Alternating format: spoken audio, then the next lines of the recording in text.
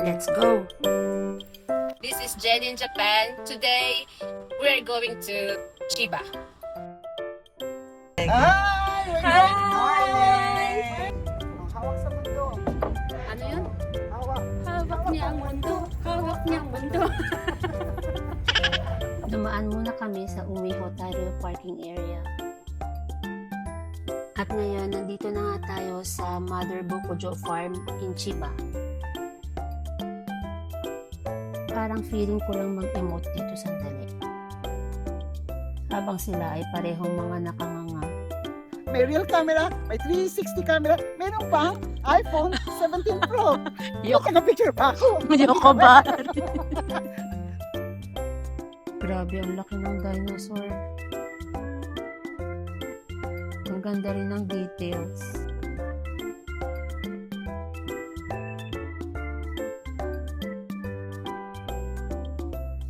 Mag-enjoy ang mga bata dito kasi marami itong palaruan.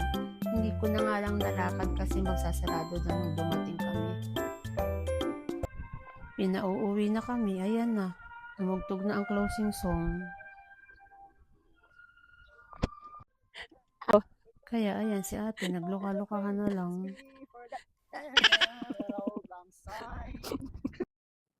Yun na nga, umuwi na lang kami sa hotel namin.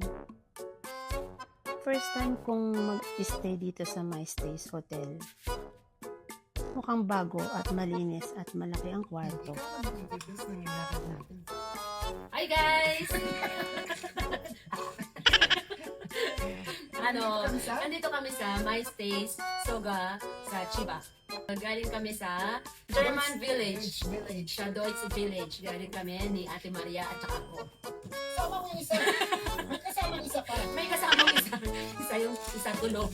So ngayon, celebration ng birthday ko at saka ni Marilyn. So, kampay tayo. Happy birthday!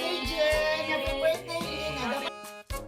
Nagplano rin kaming lumabas para magkampay. Pero puro mga non-smoking na rin dito sa Japan. Smoking room daw. Yung smoking room naman ang hinahanap namin. Anong order niyo? Hindi pa, busog kami. Kaya pinauwi kami. Pinauwi na naman kami. Paano yan? Nagna-night, kami? Anong tawag dito sa ginagawa natin? Strolling. Para explore the Soga? Soga ba to? Soga City? So, Nanda. Soga. Ito mo, Soga na na. Walang inuman. Walang inuman, Soga na. Ay, nako. Ay, Ayan, nako. ayan, sana. Ayan. Mga ang gaganda pa naman ng mga kasama ko. Isang antukin. Shanghai. Isang high. At isang super high. Kaya ayun, bumalik na lang kami sa hotel para doon magsingilan. Kanya-kanya ng labas ng pitaka.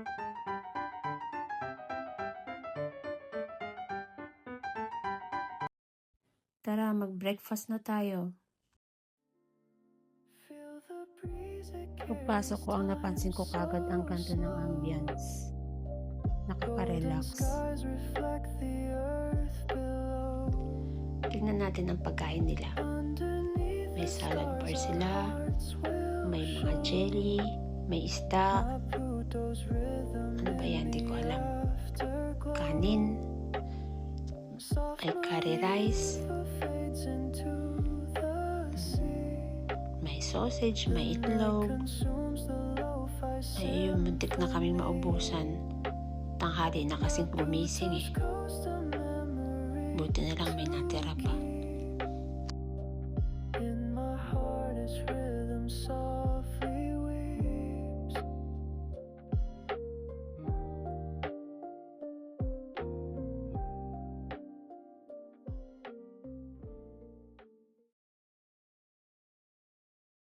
Masarap yung bread nila dito.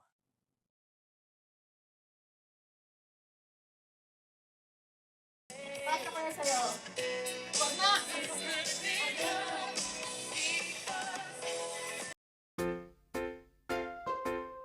Kulitan muna bago umuwi.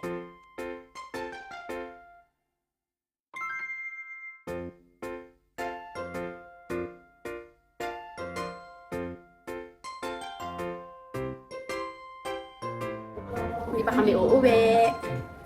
Hindi pa uwian. Ayaw pa mag-uwian. Check out lang. Tapos check in kami sa iba. We're going to Mother's Farm. Ayan. Hi guys! Pupunta kami sa Makuhari Beach ngayon. 30 minutes driving. So, punta tayo doon. Kita-kita tayo. Bye! Bye! Dahil excited, ayan, nagkamali tuloy ako. Balik-balik.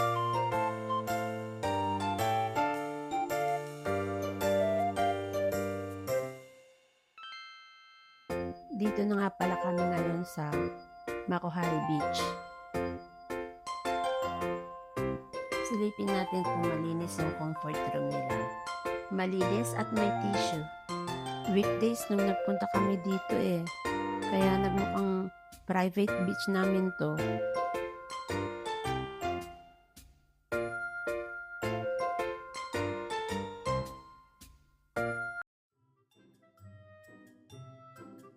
Itong kaibigan ko na to, bihira lang to mag-joke Kung hindi corny, nakamute yung mic ko. Hinahanap niya si Basilio. Hindi naman niya alam kung anong pangalan ng kapatid ni Basilio. Akala ko ba nabaliw lang si Sisa. Bakit parang na-Alzheimer's din yata?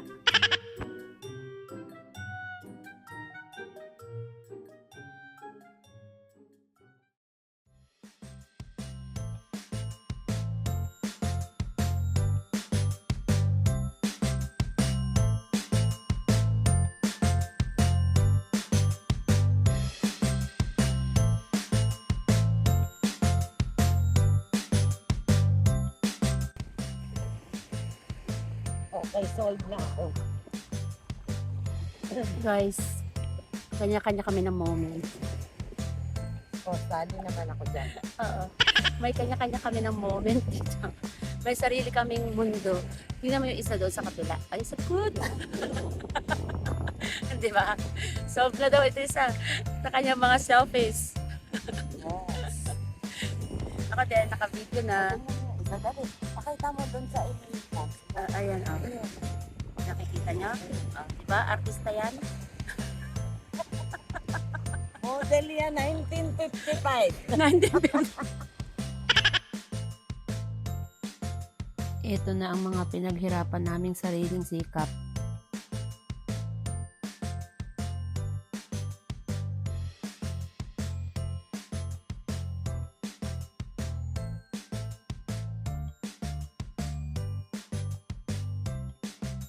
Ito pa isang naging problema ko dito Pinahahanap sa akin si Crispin.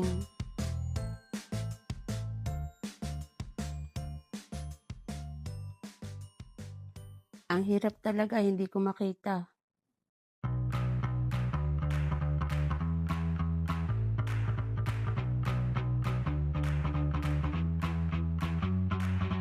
Ang kasa nilaro na lang ako ni ate.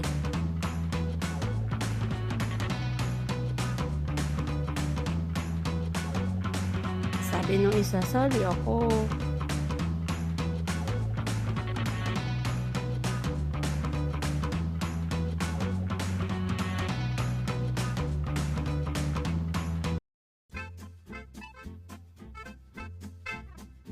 Dahil magagabi na, dumiretso na kami papunta ng German Village. Baka masaraduhan na naman kami.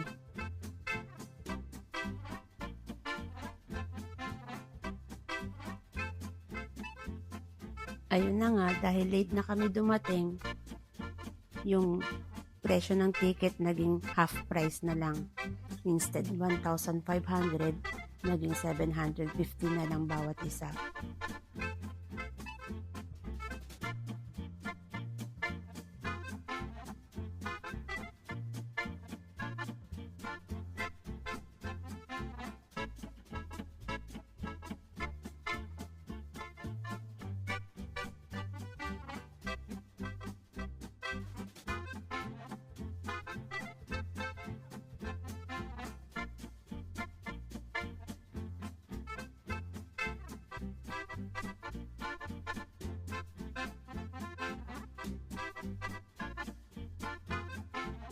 Kahit na ang pangalan nito ay Tokyo German Village, ang lugar na ito ay matatagpuan sa Chiba.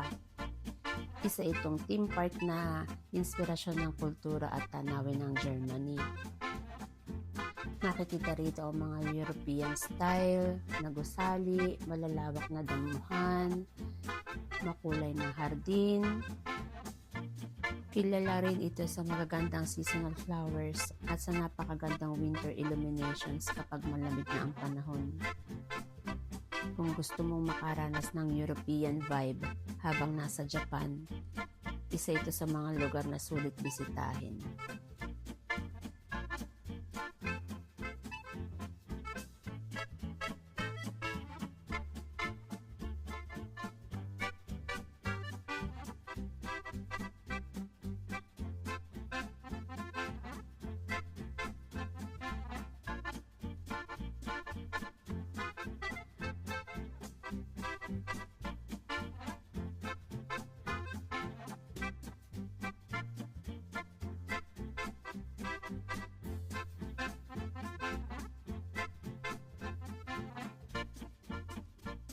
May mga attraction din dito na pwedeng i-enjoy ng mga bata o kahit na mga isip bata.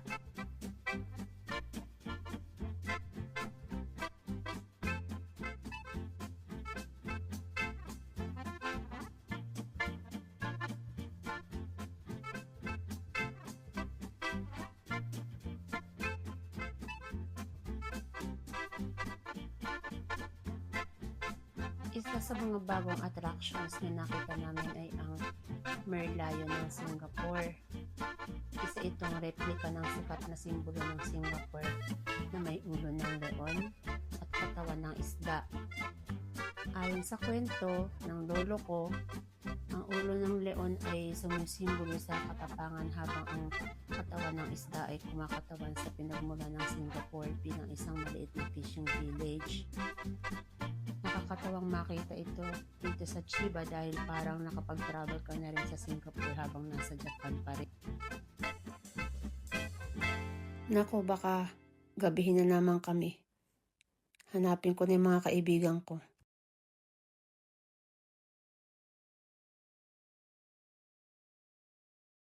Sa wakas, nagkita-kita din kami. Ayan na, walang katao-tao na. Kami na naman ang naiwan. Kami na naman ang closing.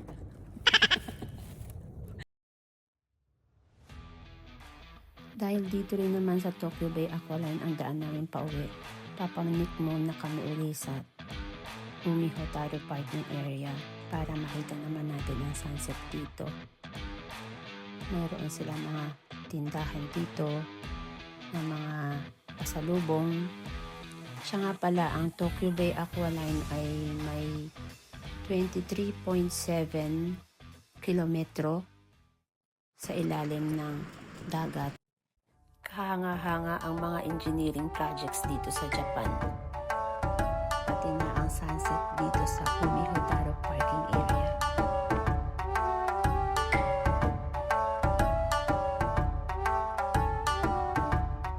Salamat sa pagsama niyo sa amin sa biyahe namin ito.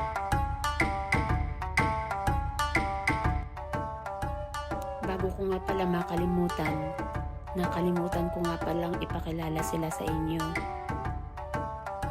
Isa dyan si Maria at isa si Mary Lynn. Kayo na lang ang manghula kung sino ang Maria.